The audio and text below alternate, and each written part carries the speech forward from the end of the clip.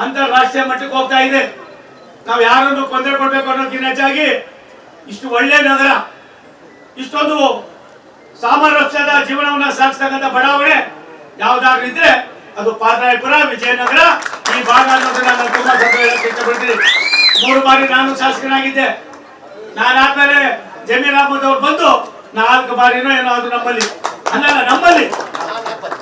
4 ಬಾರಿ ನನ್ನ ತಲೆ ಪೂರ್ತಿ ಇದೆ. ನೀವೇ ಸೀನಿಯರ್ ಇವಾಗ ಯಾಕೆ ಮಾತು ಹೇಳ್ತೀನಿ ಅಂತಂದ್ರೆ, ಒಂದು ನಿಮ್ಗೆ ವಿನಂತಿ ಮಾಡ್ತೀನಿ.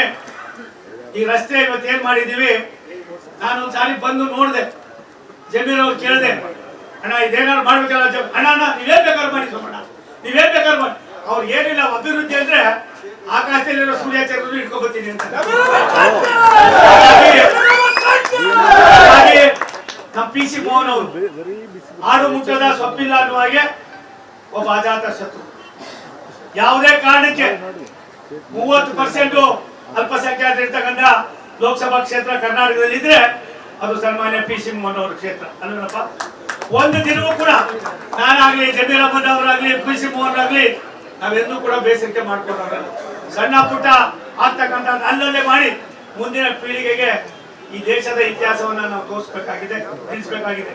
ನಮ್ಮೆಲ್ಲರ ನೆಚ್ಚಿನ ಪ್ರಧಾನಮಂತ್ರಿ ನರೇಂದ್ರ ಮೋದಿ ಅವರ ದೂರದೃಷ್ಟಿಯ ಚಿಂತನೆಯನ್ನ ವಿಶ್ವಕ್ಕೆ ನಾವು ಪರಿಚಯ ಮಾಡಬೇಕಾಗಿದೆ.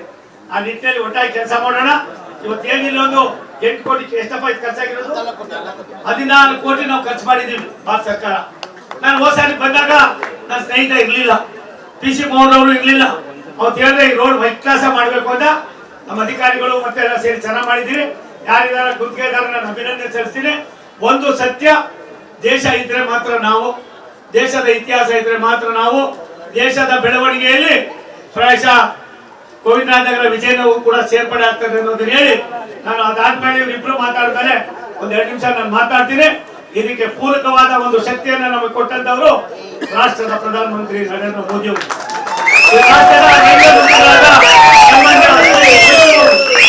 ಇವರಿಬ್ಬರ ಮುಂದಾಳತ್ವದಲ್ಲಿ ರಾಷ್ಟ್ರದ ಪ್ರಧಾನಮಂತ್ರಿಗಳ ಒಂದು ಆಶಯ ಏನಿದೆ, ಕರ್ನಾಟಕವನ್ನ ಅಭಿವೃದ್ಧಿ ಅಂತ ಕೊಂಡೊಯ್ತಕ್ಕಂಥದಕ್ಕೆ ಜಮೀರ್ ಅಹಮದ್ ಸಾಹೇಬ್ರೆ ಯಲಹಂಕದ ಬಳಿ ಒಂದು ಮೆಗಾ ಟರ್ಮಿನಲ್ ಪ್ರಾಜೆಕ್ಟ್ ಅನ್ನ 5,700 ಕೋಟಿ ರೂಪಾಯಿಗಳಲ್ಲಿ ಈಗಾಗಲೇ ಕ್ಯಾಬಿನೆಟ್ ಹೋಗ್ತಾ ಇದೆ.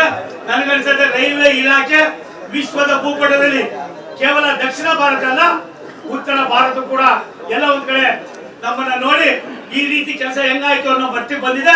ಯಲಹಂಕದ ಬಳಿ 5,700 ಕೋಟಿ ರೂಪಾಯಿನ ಮೆಗಾ ಕೋಚಿಂಗ್ ಸೆಂಟರ್ ನ ಮಾಡ್ತಾ ಇದ್ದೀವಿ.